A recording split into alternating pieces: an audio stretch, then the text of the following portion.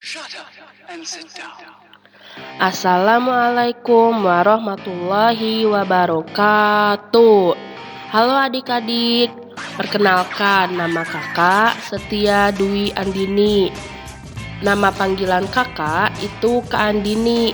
Jadi kalau nanti kita udah masuk, kalian bisa manggil kakak itu Kak Andini. Kemarin buku yang sudah dibagikan itu buku tema 1. Jadi sekarang kita akan belajar tema 1, subtema 1 tentang pertumbuhan dan perkembangan makhluk hidup.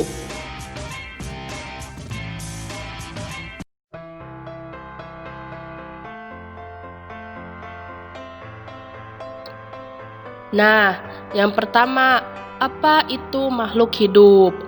Makhluk hidup merupakan struktur biologis yang mampu merespon lingkungan. Contohnya manusia, hewan, dan tumbuhan. Manusia itu seperti kakak, adik-adik, orang tua, ataupun teman. Terus hewan juga termasuk makhluk hidup. Bahkan tumbuhan pun yang tidak terlihat bergerak itu juga termasuk makhluk hidup. Nah, kenapa bisa disebut makhluk hidup? Kita akan belajar materi selanjutnya tentang ciri-ciri makhluk hidup.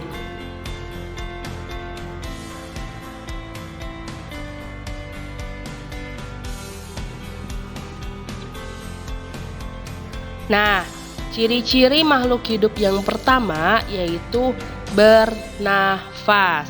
Kakak di sini akan mengambil contoh yang pertama yaitu manusia. Alat pernafasan manusia yaitu paru-paru. Nah, bisa dilihat pada gambar yang di bawah, yang dilingkari hitam itu disebut paru-paru.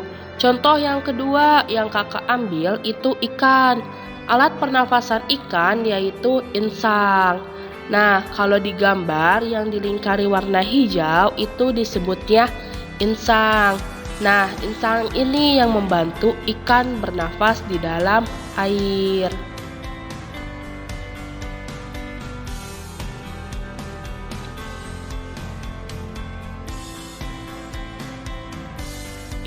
Nah, yang kedua ada bergerak. Bergerak, kakak mengambil contoh pada cicak. Cicak itu bergeraknya secara merayap. Kenapa cicak bisa merayap? Karena di bagian kaki cicak itu ada nama spatulae. Nah, spatulae ini itu yang membantu cicak untuk bergerak di dinding dan di atap. Contoh kedua, ada ikan. Nah, ikan ini kenapa bisa bergerak di dalam air? Karena dia memiliki sirip dan ekor. Sirip dan ekor ini yang membantu ikan untuk bergerak di dalam air.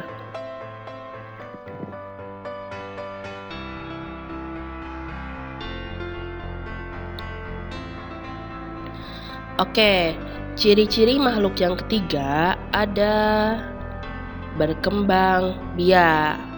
Nah, berkembang biak sendiri ini bertujuan untuk memperbanyak keturunan dan melestarikan. Nah, di sini ada 3 cara perkembangbiakan. Yang pertama ada beranak.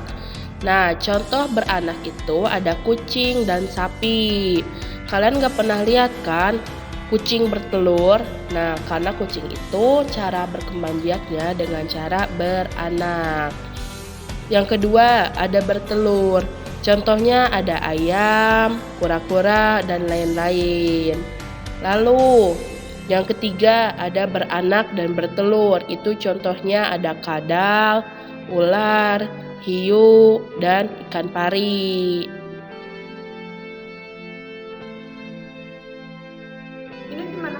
Oke, ciri-ciri makhluk hidup yang keempat ada makan dan minum.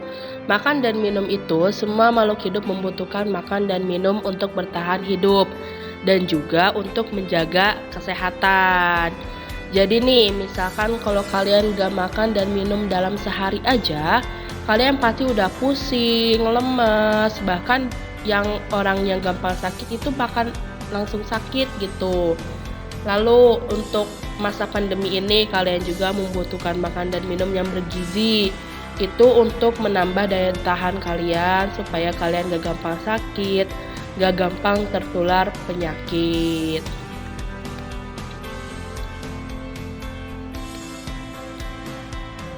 Ciri-ciri makhluk hidup yang kelima, ada tumbuh dan berkembang.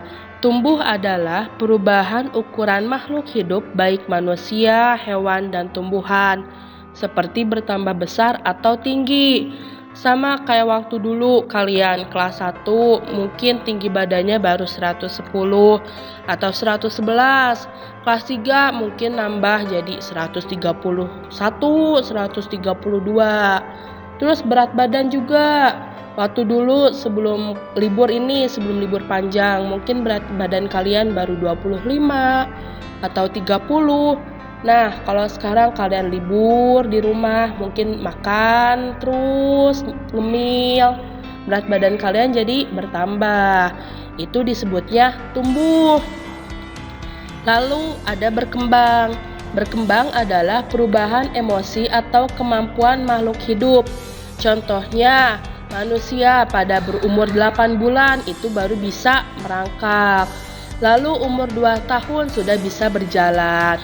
Nah, pada gambar lihat bayi yang gambar pertama itu baru bisa merangkak. Terus yang sama ibunya itu bisa berjalan. Nah, itu disebut perkembangan.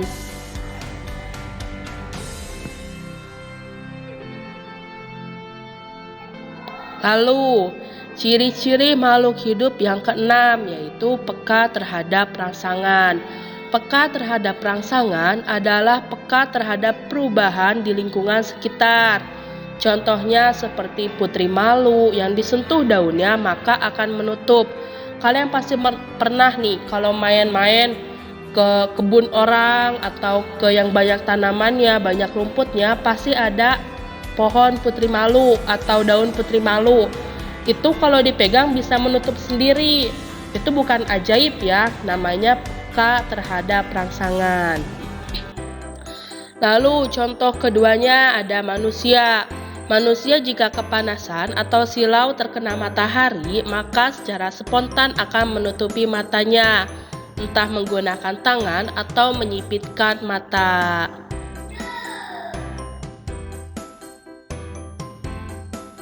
Nah, sekarang kita masuk ke matematika. Kita akan belajar tentang bilangan ribuan.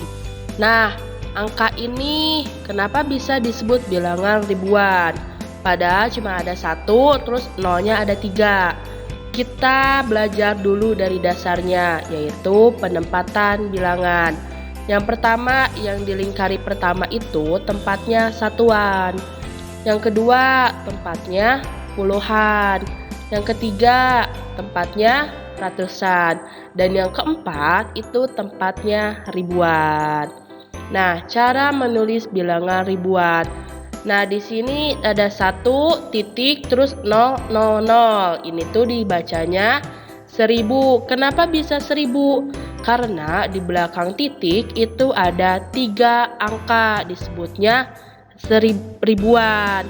Lalu di depannya itu angka 1 disebutnya 1000.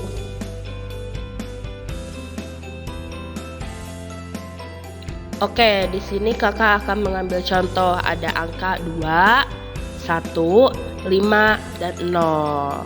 Nah, karena di belakang titik ada 3 angka disebutnya ribu. Lalu angka pertama yang dilingkari itu ada 0. Satuannya itu 0. Jadi tidak perlu ditulis. Jadi nggak perlu ditulis 0. Udah biarin aja. Lalu di tempat puluhan ada 5, disebutnya 50. Di tempat ratusan ada 1, disebutnya 100. Di tempat ribuan ada 2, disebutnya 2000. Jadi kalau disatuin dibacanya 2150. Di angka ribu ada 2000, di angka ratusan ada 100, di angka puluhan ada 50, dan nolnya nggak perlu 2105 nol, nggak perlu, tapi cukup 2150. Nolnya tidak perlu ikutan ditulis. Nah, kita akan masuk ke penjumlahan ribuan. Penjumlahan ribuan itu yang pertama ada satuan dengan satuan, puluhan dengan puluhan, ratusan dengan ratusan, ribuan dengan ribuan. Nah, contohnya, perusahaan A menghasilkan 1.200 kotak. Perusahaan B menghasilkan 3.250 kotak. Jumlah susu kotak semuanya ada berapa? Oke, kita masuk ke cara. Yang pertama, tulis angkanya dulu. Perusahaan A 1.200, perusahaan B 3.250. Karena jumlah berarti di sininya tambah. Yang pertama, satuan dengan satuan berarti 0 tambah 0 sama dengan 0. Lalu puluhan dengan puluhan berarti 0 tambah 5 sama dengan 5. Lalu ada ratusan dengan ratusan berarti 2 tambah 2 sama dengan 4. Lalu ada ribuan dengan ribuan berarti 1 tambah 3 sama dengan 4. Dibacanya 4.450.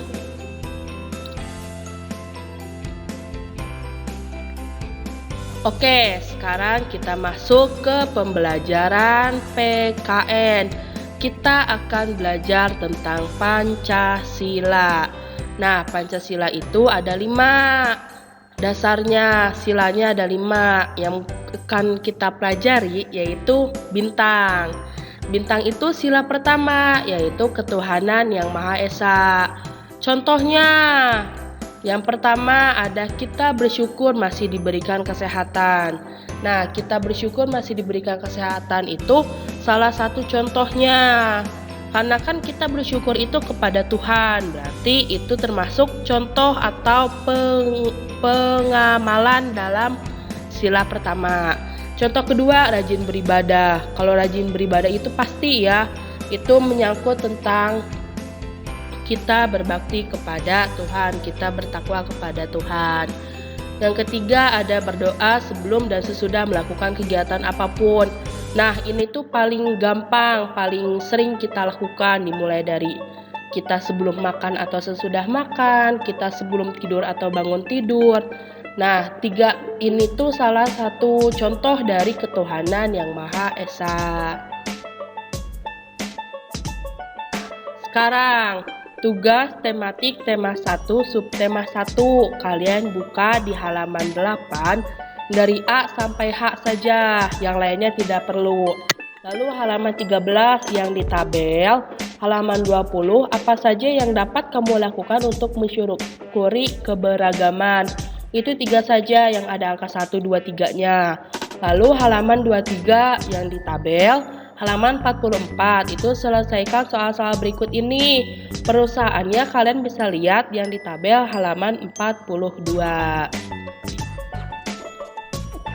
Adik, selamat mengerjakan tugas-tugasnya, semangat terus belajarnya, dan semoga kita segera cepat bertemu ya setelah selesai pandemi ini. Dan untuk penjelasannya kurang lebihnya mohon maaf, materi hari ini cukup segitu. Wassalamualaikum warahmatullahi wabarakatuh.